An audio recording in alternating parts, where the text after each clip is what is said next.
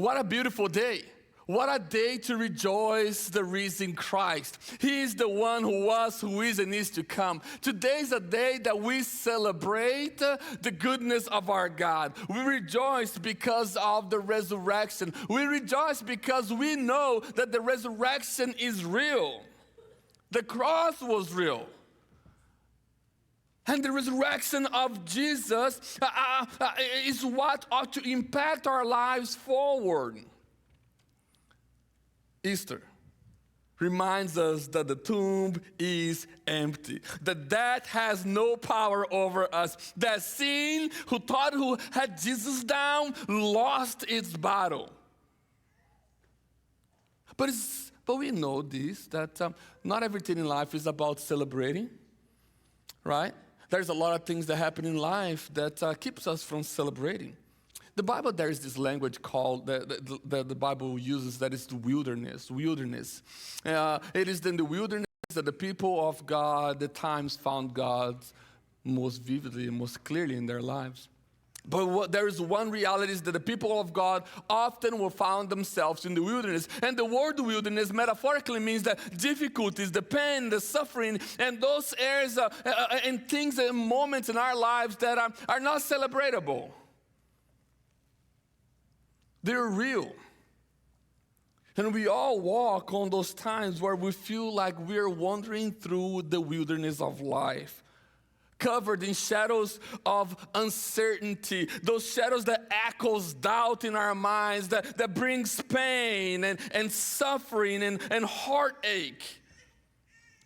It is in those moments of wilderness that the empty tomb seems to be so far removed, so distant from us. But it's one thing, the one thing that is true to us, is the fact that we have wilderness moments in our lives. And we must ask the question, what is it doing to us? What is the wilderness that you're going through in your life right now? What is that difficult thing that you're going through in your life right now? Maybe it's the loss of a loved one. Maybe this is your first Easter without someone on the table with you. Maybe someone you loved and care so much, and you're heartbroken and you're confused. Maybe it is the fact that you went to the doctor in the last month or so, and the diagnosis that the doctor gave you, it was not a good one. You have this ongoing health issue that is going to continue. It's going to take a toll on your body. Maybe it's the chronic pain that you have been having for years now, and you're like, this is my wilderness. Maybe it's the financial stress that we're all under. The pressure to provide for the family, the pressure to be able to give our kids and our wives and our husbands what they all deserve. Maybe the wilderness that you're going through right now, maybe it's the loneliness, the depression, the anxiety that is lingering in your heart, that is lingering in your mind. And they are real and they are true. Maybe we're struggling on relationships. Maybe our wilderness is our marriage. Maybe our wilderness is our parenting. Maybe our wilderness is our friendships, relationships that has broken our hearts and people has stabbed us in the back, and we know that that relationship cannot be repairable no more. Maybe you're battling some addiction that's leaving you powerless and filled of shame and guilt from the sins that you have committed. When we face such wilderness moments, it is easy, so easy to doubt the goodness of God. We say, if God is so good, if He cares for me, why am I going through such a difficult time? We wonder if God truly cares, if He truly loves us, if He truly sees us, that if we're going to be going through all these difficulties that we're going through. We ask, does God see me? Does He care? Will He intervene? And it is often in these moments of the wilderness, these seasons, that we question the foundation of the Christian faith the most. Every time I or you are going through some difficult times in our lives, then that's when we start to ask the questions. Does God exist? And is He good? And is He loving? You start questioning the life and the teachings of Jesus. We start asking the question, do we really have the Holy Spirit guiding us, teaching us, empowering us, comforting us, bringing peace? It is through the wilderness moments that we question, are we secure in our salvation, which is given to us by grace through faith? You know, one of the things that we question a lot when we're going through the wilderness is the importance of Christian community. Do we need a church? Through the wilderness, we question the life, the death, and the resurrection of Jesus. But here's the thing. We are not the only one questioning. People are watching us, looking at our lives, and as we're going through this wilderness season, they are mocking us, making fun of us. Like in Psalm 42:3, the psalmist is going through something very deep, very troubling, and people around him was mocking him. Look what it says. My tears have been my food day and night. Have you ever been there? Have you ever been there where your tears have been your food all night long? And then people are looking from outside and say, while they say to me all day long, where is your God? It's when we're going through the wilderness that the question is asked, where is your God? Listen, even the closest disciples to Jesus had to answer this question right after the Jesus crucifixion. Do you remember the story of Jesus Jesus is betrayed by Judas? It's beat up, and it's a real thing, right? It's real blood, real bones, real joints being taken apart. Like Jesus is just being spit on. This is a real thing, right? And the disciples believed that Jesus was the Messiah, the one who was going to redeem Israel, the one who was going to bring the peace of God to God's people. So they witness the crucifixion and the burial of Jesus. They freak out. All their expectations about the Messiah was just crushed in one moment. And what did they do? They hid. They locked the doors. They ran away. They were gripped with fear and desolation, and dissolution. I mean, they were questioning everything. Disillusion was in their mind. Everything they had ever believed was falling down, was crumbling apart right in front of them. Their hope was shattered. Their faith was shaken to its core, leaving them in darkness, in uncertainty moments of their life. Maybe you have felt the same way that the disciples felt. Maybe your faith is shaken right now. Maybe there's something going on in your life right now that is shaking your faith, and you are wandering through the shadows that you never chose, feeling unseen by God, overwhelmed by the storm of life that you didn't anticipate. Perhaps you are wondering, perhaps last night you were wondering, will the day ever break through? Will the night ever go away? Will darkness ever go away? Will the path ahead, would it be a little bit, will it be more clear to me? Maybe last night, your food was your tears. We must be reminded of some truths when we're going through the wilderness. And one of the truths that we must be reminded is that we must go back to God's promises. We need to go back to God's promises when we're going through the wilderness. Because it is often in the wilderness that that within our deepest darkness that we go through, that we see God more clearly, that we hear Him more loudly, that He presents Himself to us more vividly, where His whispers become as clear as possible. It is in the wilderness and in those seasons of life that his promises become louder. His presence unmistakably powerful.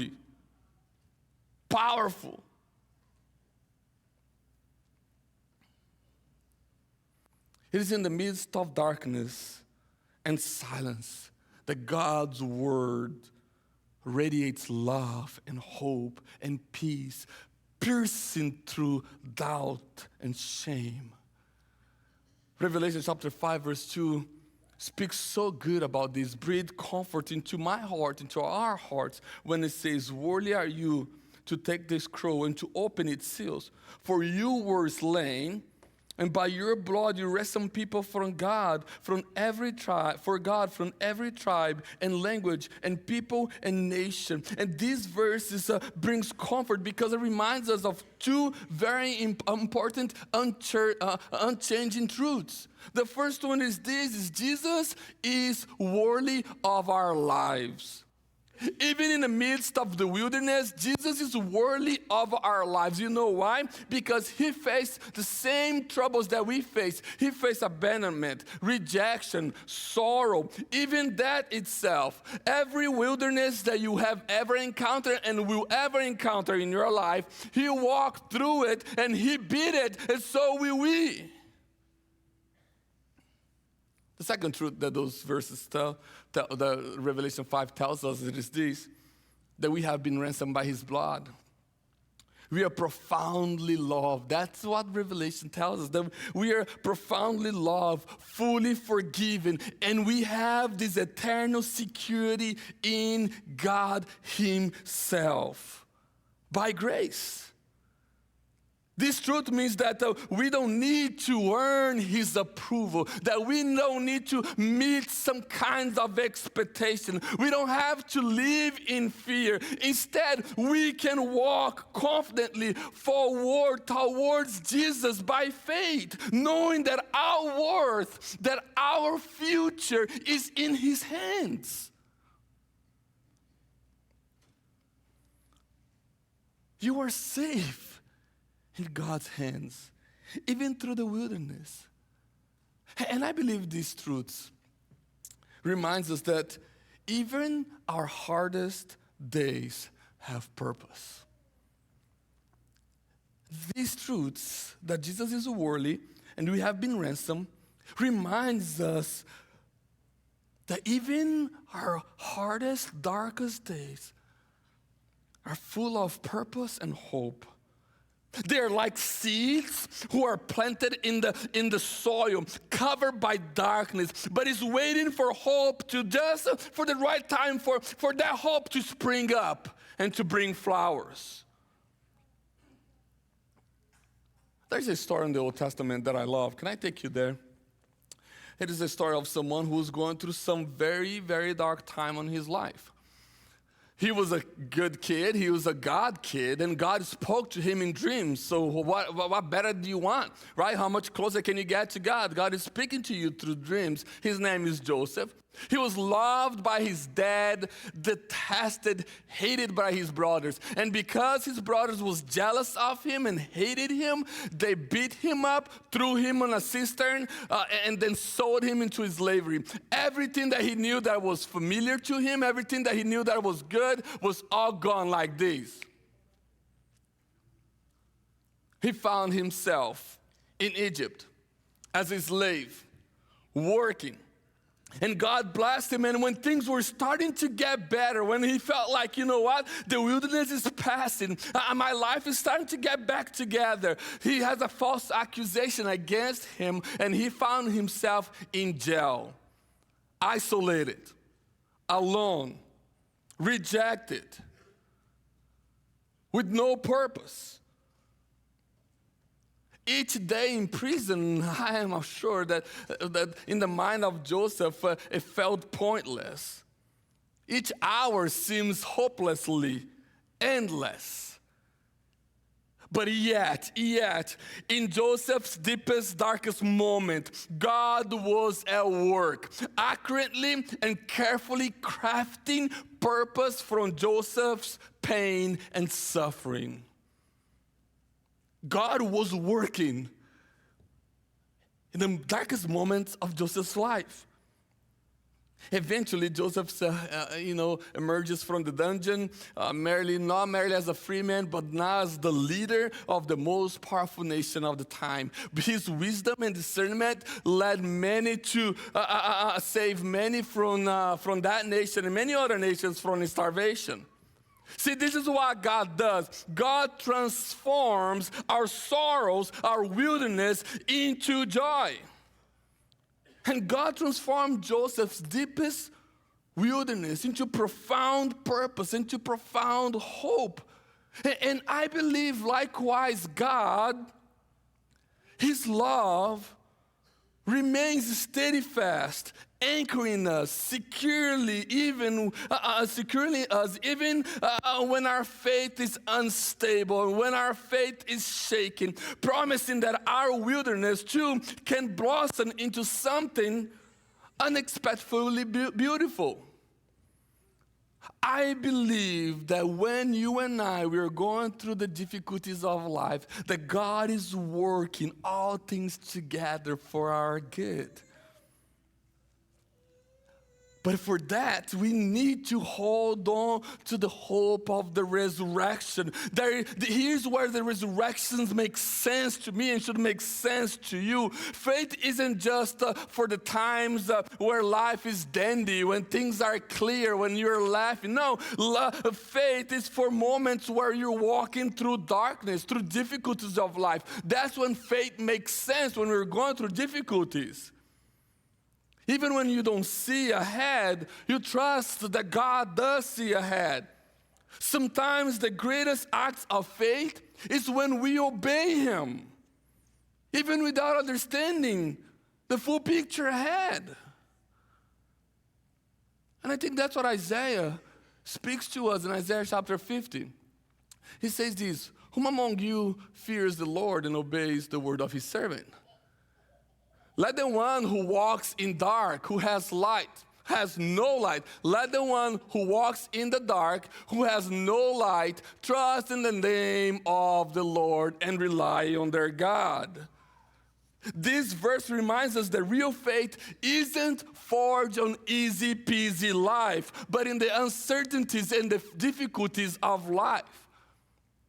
It is when we have no light, it's when we have no answer, it's when we have no clear direction. That's when we understand the power of God in our lives. The resurrection gives us reason to keep walking even in the dark. Because it assures us that God is not around us, that God is with us in the midst of the wilderness. He has made a way for you and I. And I think that's what is so beautiful about the resurrection. It isn't that it is merely a historical event. We Christians talk about that all the time. Oh, the resurrection is a historical event, which is true. But for me, what is so important about the resurrection, it is not that it's only a historical event, but it's deeply personal. Because it declares that your wilderness, your pain, your darkest moment are not the end of your story. And I think here's why the resurrections make so much sense to me. Why I hold on so tight to the hope of the resurrection? Because it says that the pain and the suffering that I go through right here and right now, the grieving, the sorrow, the lies, the betrayal, the failures, the guilt and the shame, they do not have power over me, does not have power over us. They do not write our last statement on our story. It promises, the resurrection promises that just as Christ overcame death, He's actively helping us overcome the struggles of our lives. His victory isn't something that is distant in history. It is present hope. It's personal, and it's empowering you and I to rise above despair, to rise above chaos, to walk into certainty, because God is the one who writes the last statement on our story. The resurrection assures us that the wilderness is not the final reality but the empty tomb is. And the empty tomb reminds us of this. Grief will not last forever. Weeping may tarry for the night, but joy comes in the morning. Maybe you were crying last night. Remember that God gets you. He has your back, and joy is coming. The resurrection, the empty tomb reminds us that our struggles won't define us. Jesus said in John 16:33, in this world you have trouble, but take heart. Take heart. I have overcome the world. And the last thing that the resurrection, the empty tomb ought to remind us that we are not alone. I love Deuteronomy chapter 31:6 that God said, be strong and courageous, do not fear, for it is the Lord, your God, who goes with you. He will never leave you or forsake you. The resurrection is our steady anchor in the storm of life. And it echoes this declaration that suffering and doubt and pain has no power over us. When darkness gathers and hope thins to whisper, you are done, the risen Christ comes and says, you are mine and I got you. God calls us beyond simply knowing the truth, though. And I think here's where I think sometimes we lost touch with the message, right? We unbelieve on the resurrection. We know, we are reminded of these things that grief will no longer affect us, that we won't struggle for the rest of our lives, that we're going to be victorious over, that we're never alone. We understand these in our minds, but we need to put it in our hearts. And I think here's where the resurrection makes sense to us. It is because we become the living proof of the resurrection itself by walking through faith. Walking out our faith is a living proof of Jesus' resurrection. So it's not about Christianity, it's not about only talking about it. It is about living, becoming that living proof. Even in our wilderness, we become living proof of God's faithfulness and power. By choose to trust over despair, joy over bitterness, peace over fear. We are embodying Christ himself, the risen one. And I think Paul makes a very appealing to us in 2 Corinthians chapter 4, verses 7 to 10. This is what he says. But we have this treasure in jars of clay to show that the surpassing power belongs to God and not to us. We are afflicted in every way, but not crushed. Perplexed, but not driven to despair. Persecuted, but not forsaken.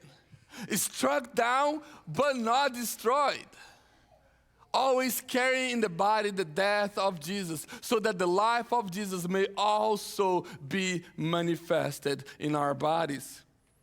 Even in our fragile moments, God's power is made visible.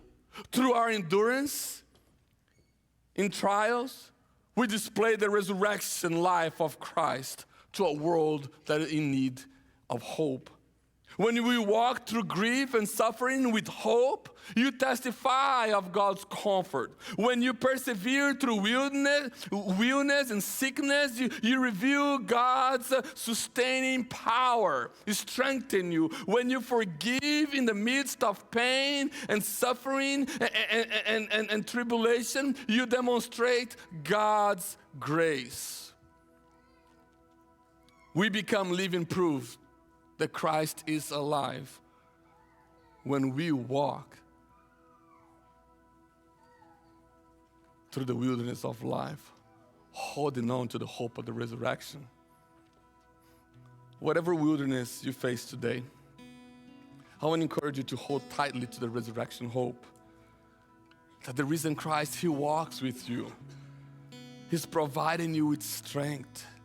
He's providing you with comfort, with hope, with love. Remember His promise in Isaiah 41:10. Fear not, for I am with you. Be not dismayed, for I am your God. I will strengthen you and I'll help you. I will uphold you with my righteous right hand. DCC, let's continually remind ourselves and remind each other that Christ is alive, that Christ is in us, and that you and I, that we are living proof of Jesus himself. Let us boldly declare, I believe in the power of the cross that broke my chains. I believe in the empty tomb that gives me hope beyond death. I believe that Jesus is alive, reigning not only over the world, but over the wilderness of my mind, of my heart, of my life. I believe that Jesus is the Christ, the Son of the living God, and I give my life to him, and I'll serve him for all the days of my life, because he is the Alpha, the Omega, the beginning and the end. I believe in Jesus, the hope of the resurrection, that he will write the last statement in my story, in your story, because we have placed our trust in him.